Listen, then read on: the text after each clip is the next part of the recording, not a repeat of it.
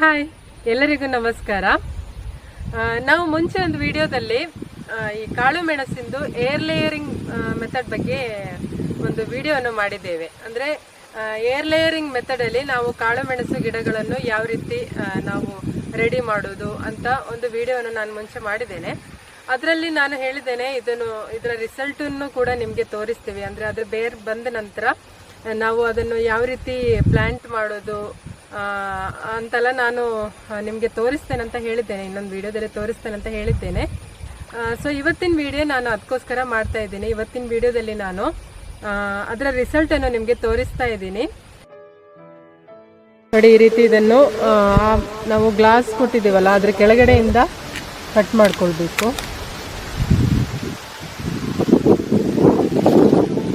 ಒಂದು ಒಳ್ಳೆ ಗಿಡ ಇಲ್ಲಿ ರೆಡಿ ಆಗಿದೆ ನೋಡಿ. ನಾವು ಪ್ಲಾಂಟ್ ಮಾಡಲಿಕ್ಕೆ ಒಳ್ಳೆ ಹೆಲ್ತಿ ಆಗಿರುವಂಥ